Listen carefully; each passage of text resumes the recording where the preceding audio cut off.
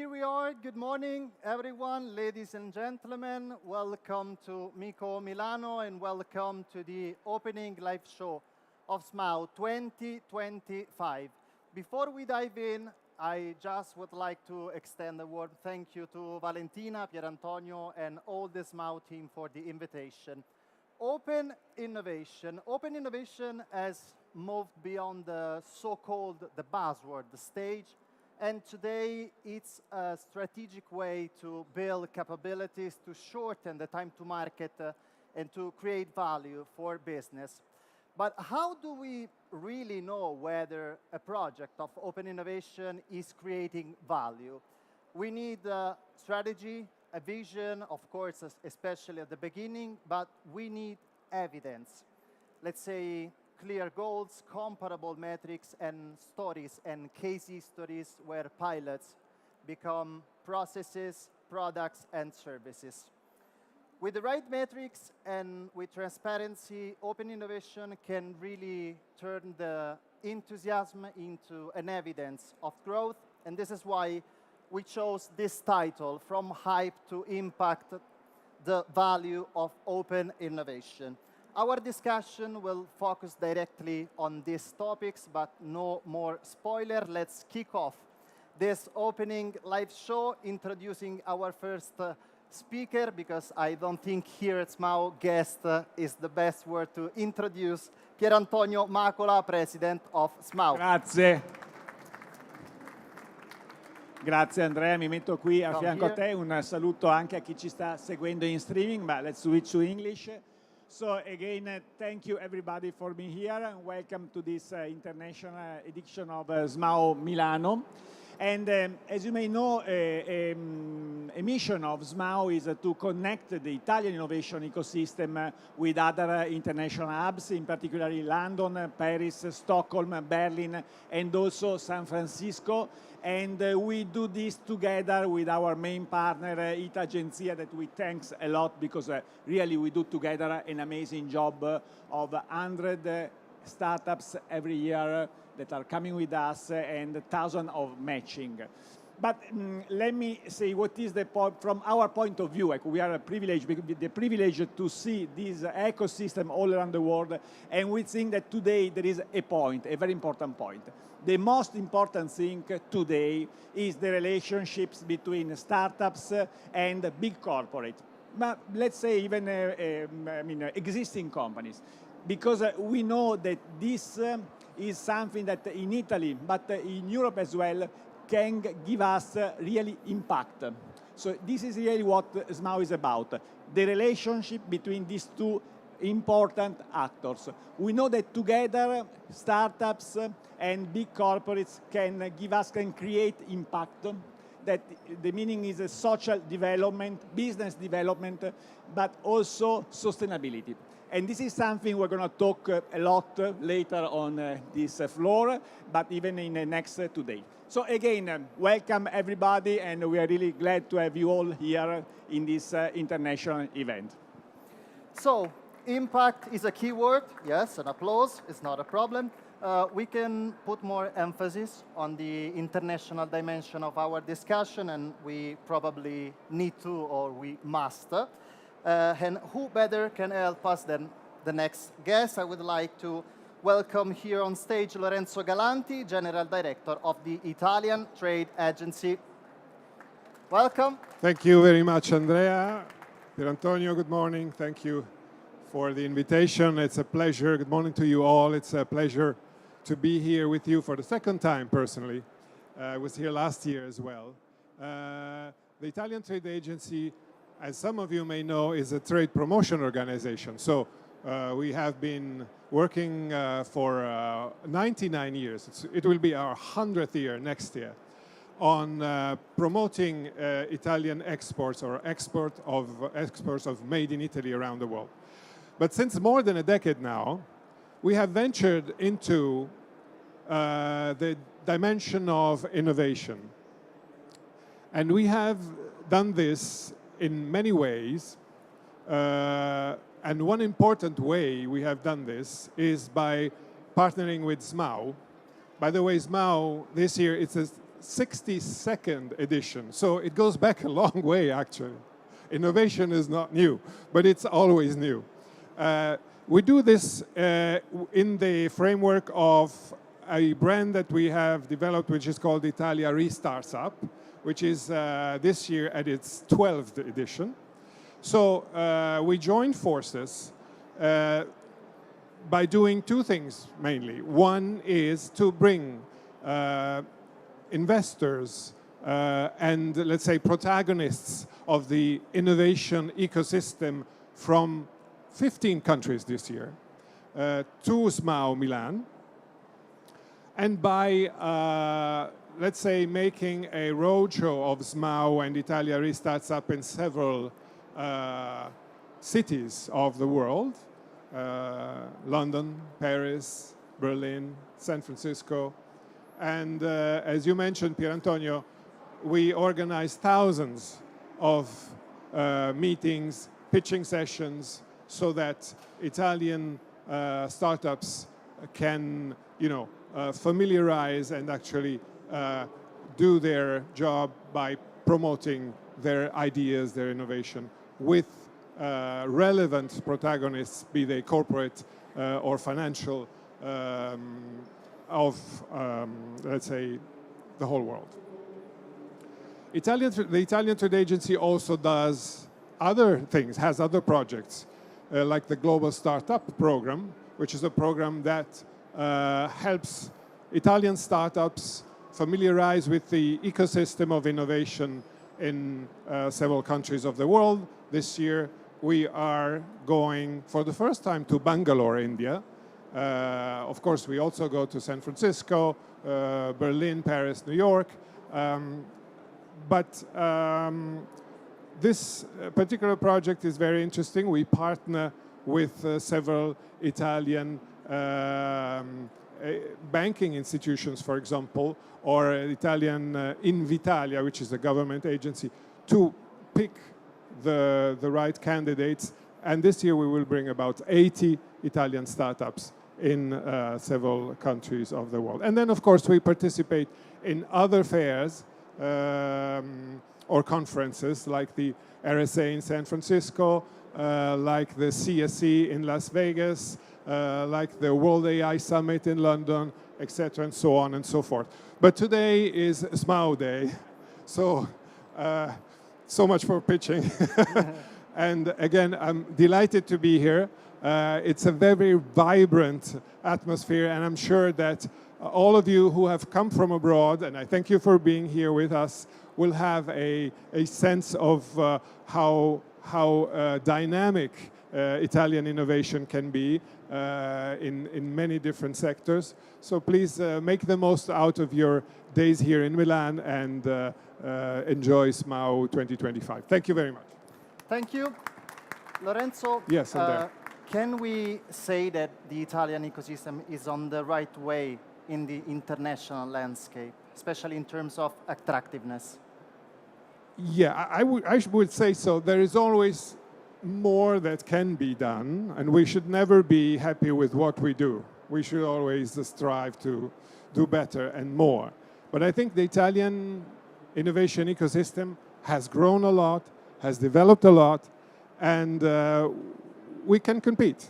We can compete. I don't want to use a cliche when I say Italians are very innovative by nature. Yeah. But it's true.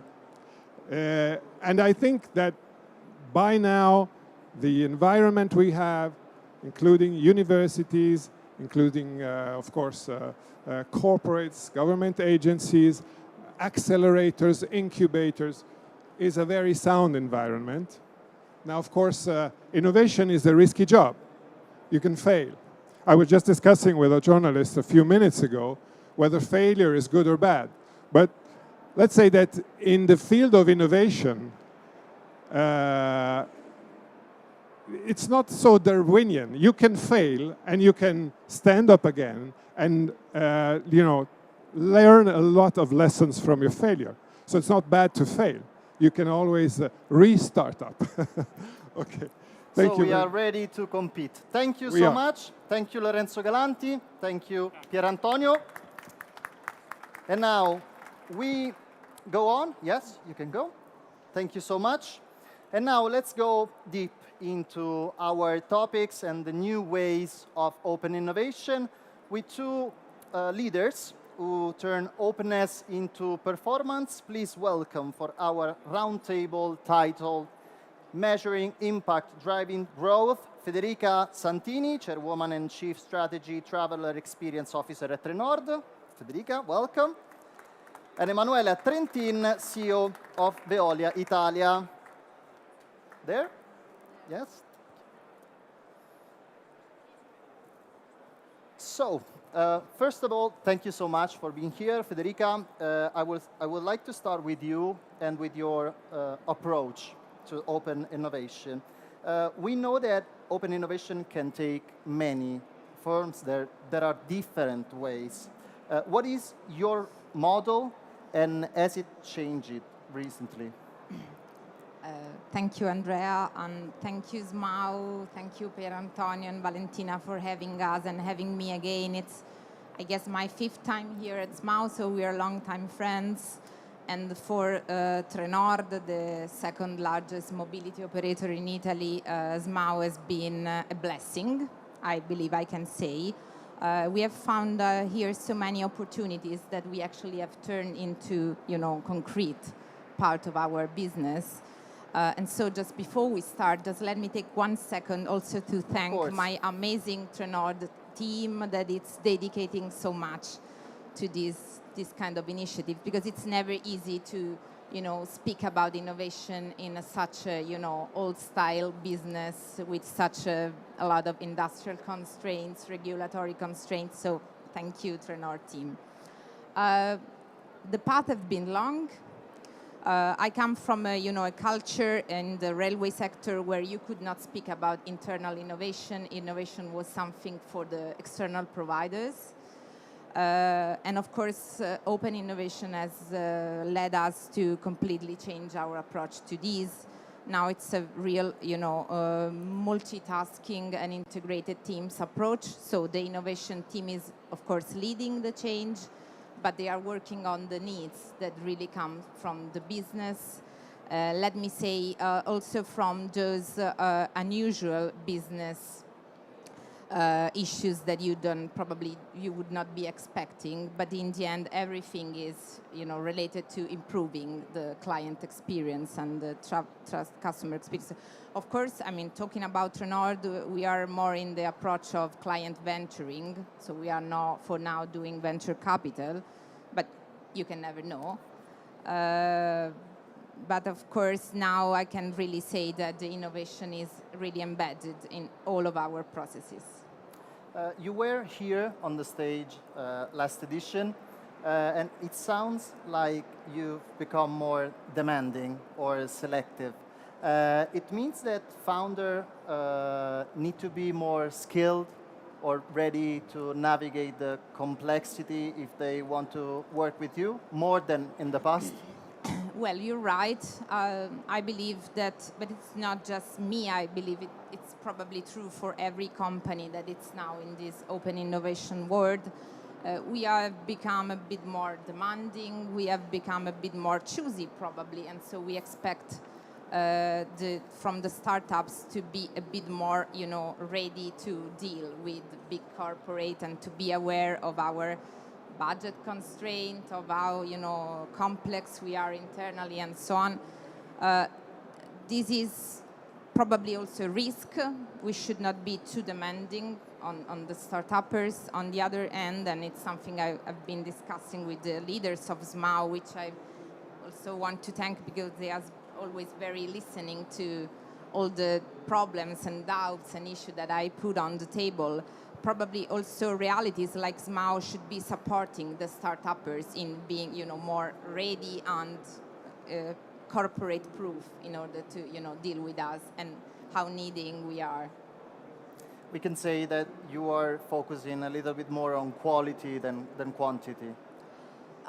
Quality might be meaning many different things. I would say we expect them to really be aware of how we work, and it's something we cannot give for granted, because probably if you are a startup, you've never dealt with the codice degli appalti or ufficio acquisti, or with the controllers that do the budget every year.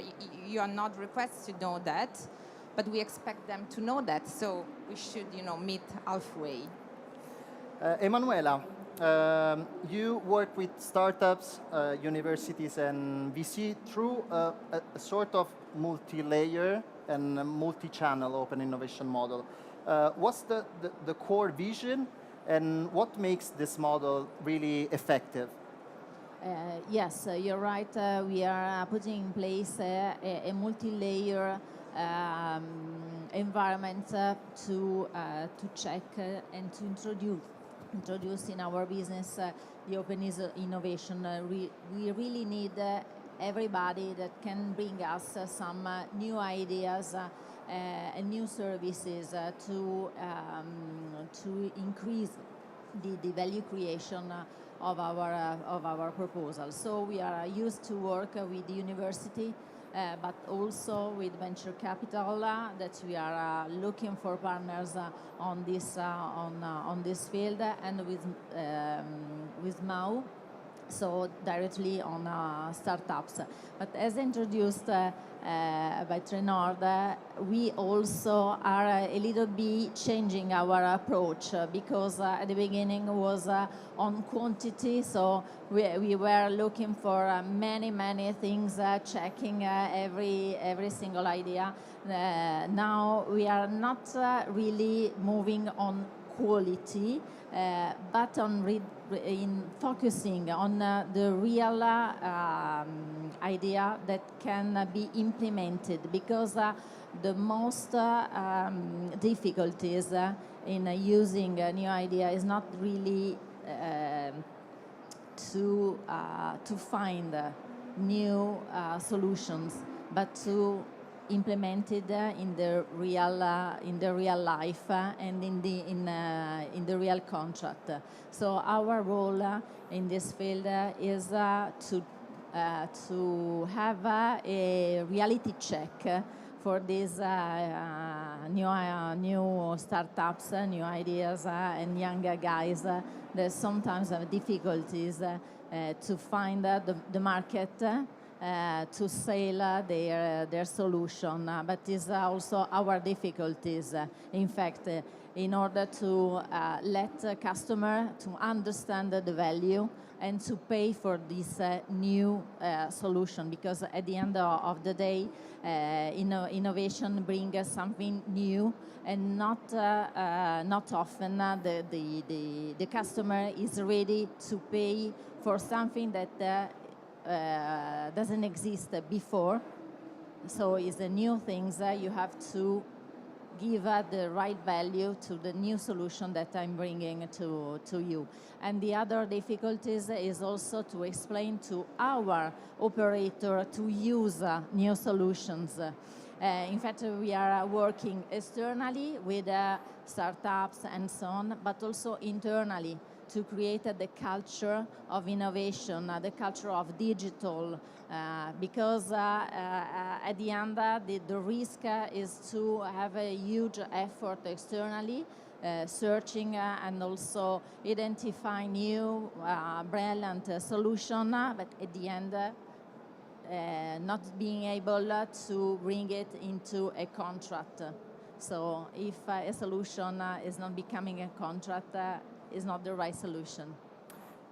There's always a balance needed, but I think that being more selective can push startups and founders to be more selective too, in terms of finding the best solution to real problems. Emanuela, since many of your clients are public administrations, how does working with the public shape your collaborations with? Yes, we are in a way someone pushing public administration in improving their approach on an innovation. And it's really tough challenge because, as discussed before, they are not often ready to pay for new solution. So at the end, our approach is to give them some new innovative solution as a technical improvement of a traditional approach of a contractual framework. But I think that in the long-term vision, if we really want to make a difference, we need to push on public administration to really pay additional things for having a new solution. For example, we are developing a new approach, a new solution on hospital. The Hospital Plus is a really new service, digitalizing all the hospital. This cost is not in the balance sheet now in the public administration. And they are used to ask us to reduce the cost for energy because we are a player in energy efficiency. And we can bring this solution. But together with this, we want to support them in the digitalization. Means to have a fee, additional fee, just for this solution. And also internally, our commercial guys and technical operator always propose me, okay, is a technical improvement, so the customer has not to pay for that. Okay, so it's additional to energy efficiency. I say no, forget it. I don't want it to propose it as an additional technical improvement. There's Perotti Hospital Plus guys that is smiling because it's something I'm pushing a lot internally. They have to pay for that because they have to understand the value to digitalize the hospital. And if we are not able to explain that and to also propose the right price, okay,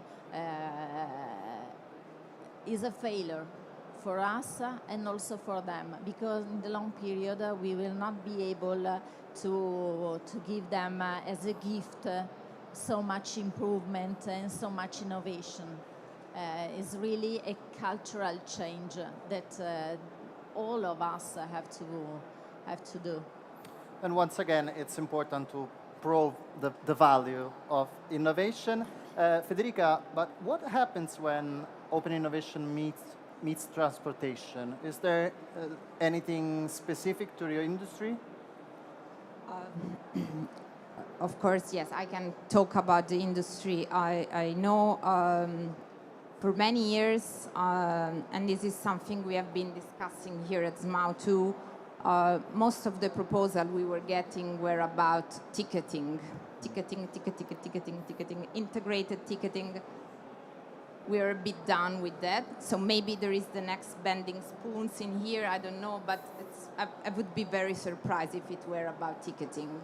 The sector has a very big technical constraints related to safety, of course, of circulation and security, and because of these also very big regulatory constraints that we need to deal with also when innovating every kind of process, both internally and externally. So of course I believe in this case we are a bit similar to public utilities, probably for some issues even more complex, because in the end every process is dealing with daily, millions of passengers transported every day. And again, this is something that the startups dealing with us need to deal with.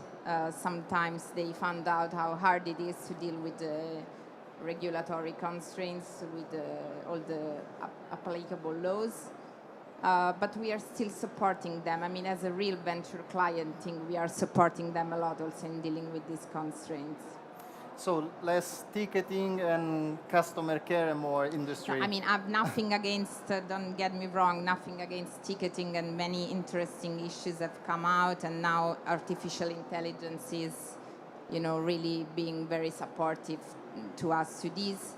But my suggestion for new ideas is always more related to other processes that in the end improve the quality of the journey and the quality of life of our commuters, but it's not directly related to travel planning or ticketing, such as maintenance, cybersecurity, HR processes, and other things that the clients might not be seen directly, but did in the end provide them with the train, a clean train, an on-time train, a well-maintained train, so that really improve, impacting on the quality of their travel.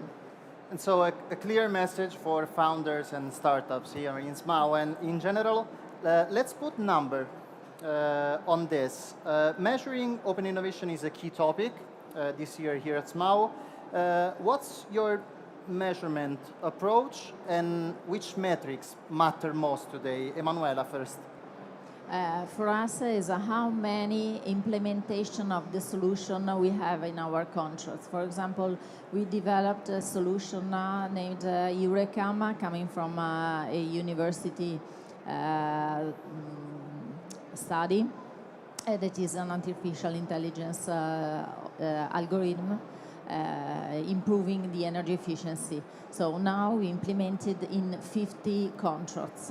So for me, the really KPI is not how many startups I'm meeting or evaluating and checking, but it's really how many solutions I'm implementing internally.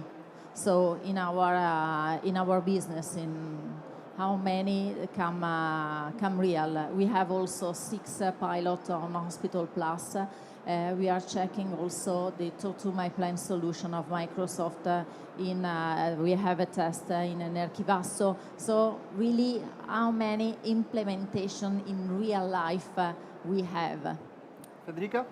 I cannot say anything but what Emanuela just said. It's the same to us. Looks like, and you probably know better than I, that now POC is the most hated word in the startup environment. So less POCs and more projects embedded in the company life.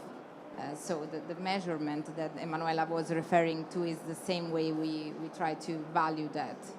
So less is more detailed and with more formal and concrete impact on the business.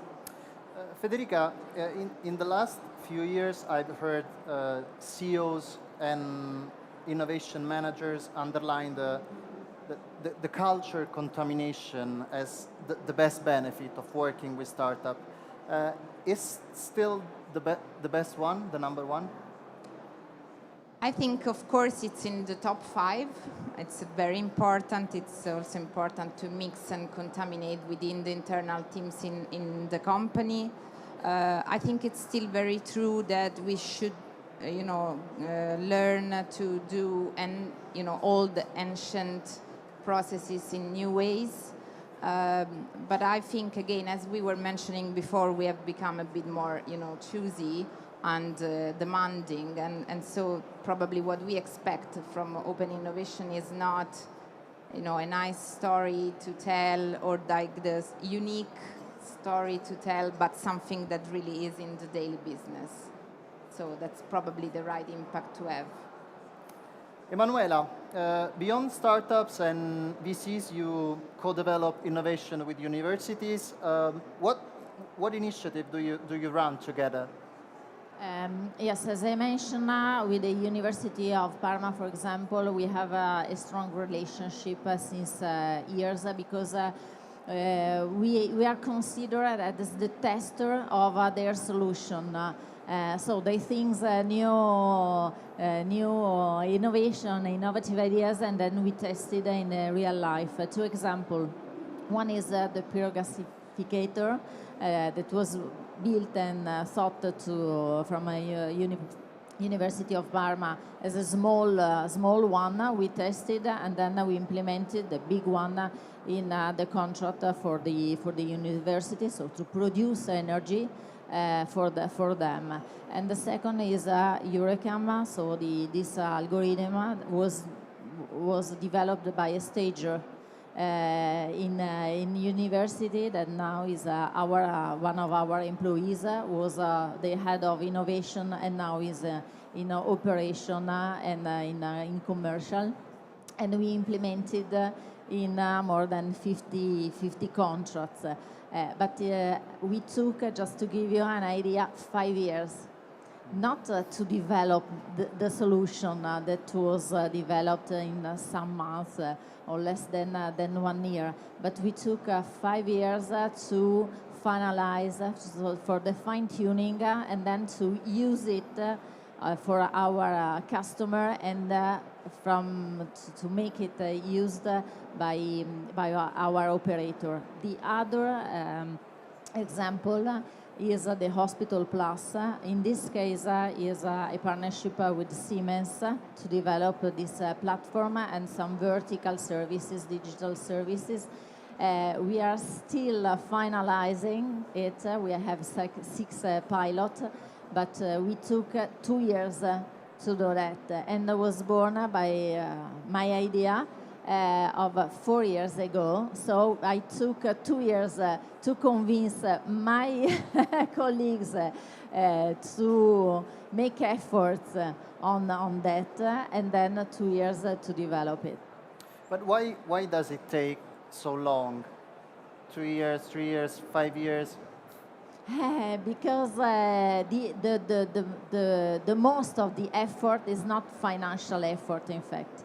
Is really the implementation, the adoption of a solution on both sides, on customer to convince them to buy it, and then internally, because we have a tradition of operator, for example, that are used to be more manual. So when I talk to digital, they are very suspicious on the real effectiveness of our proposal. Also on the results of the algorithm, the Eurecam, that is giving instruction on the setting of the installation. But my operator said, oh, but I know this installation since 20 years. It's not possible that a digital solution can give me instruction on how I have to manage the installation, because I'm really the super expert. It's not existing anything better than me. So it's really a cultural change. The most of it, and especially when, as we are, you have a company of 3,000 people spread in all Italy.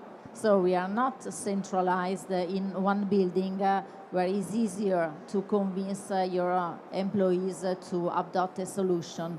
But you are really everywhere, and so you have to go and to reach the single operator in Catanisetta to adopt this specific solution. It's not so easy. Emanuela, you know I'm a journalist, so I know you are launching a new project about research. Can we say something even if it's not official yet? Yes, is an additional channel. Is the research is a research project that will involve all the researchers that can propose us some solution. We will select 10 of these ideas together with a venture capital in Banca Intesa, so Primo Climate and Banca Intesa, in order to give them a program to be entrepreneur. So to, as Federica mentioned, to make a step up. So from a solution to a proposal, so a market-ready solution.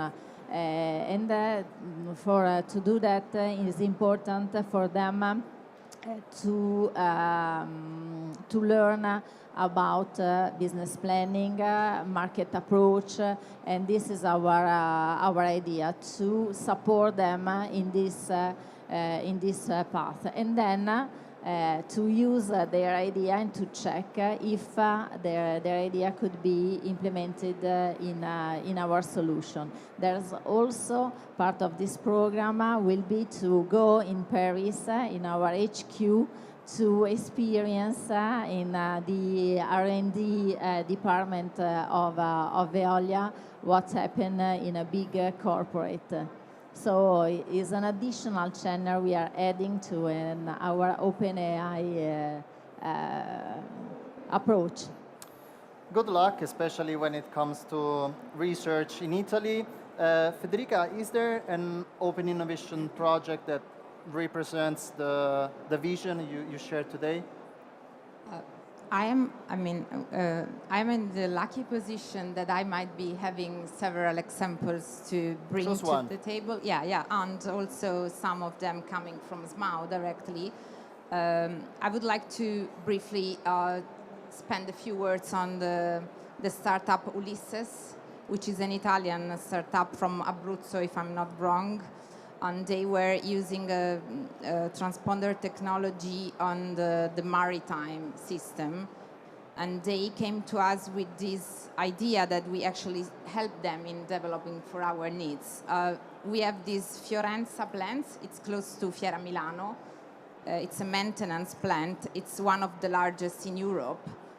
Just to give you an idea of how large Fiorenza is like 64 football fields.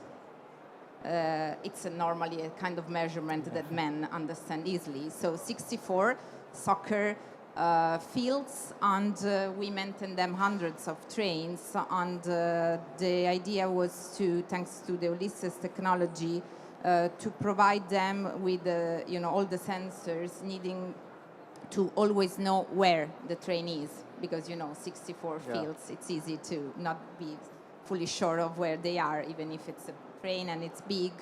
What is this for? It's not just to know where the train is, but to reduce, very much reduce and cut the timing of the crossing of the train within the plants, meaning from the moment when the train comes in the plants to the moment when the train is fully okay to go out again and pick the clients.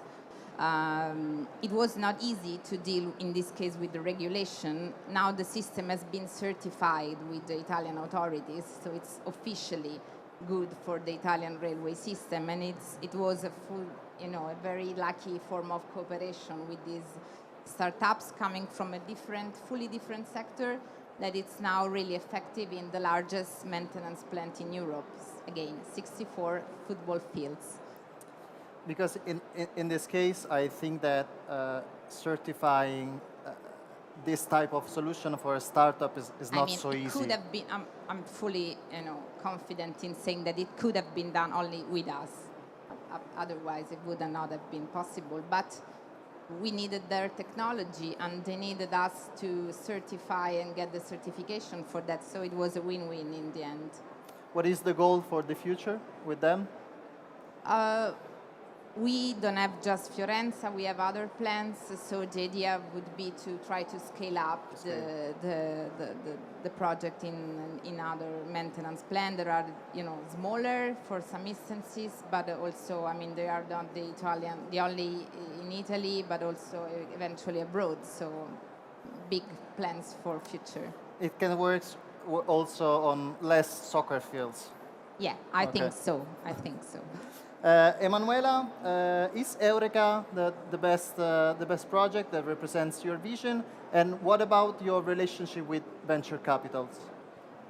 Yes, we are searching for a partner in venture capital because, in our understanding, it's difficult to find a solution that are already checked, at least on the market perspective. So venture capital will be key because they can select for us some some startups and have already checked the market readiness of some solutions. So could be really a key partners. And we experienced as a group already a partnership. Veolia invested 30 million euro in Axeleo, so a venture capital in France. We want to make the same things in Italy. Is there any question from the public? You know, this is a live show, so if you want, you can ask something. No, it's okay. From this conversation, I think that the clear message is that open innovation can create value when it's guided, when it's measured, and when it's scaled. I would like to thank Federica and Emanuela for sharing their talks and their vision. Thank you all our speakers.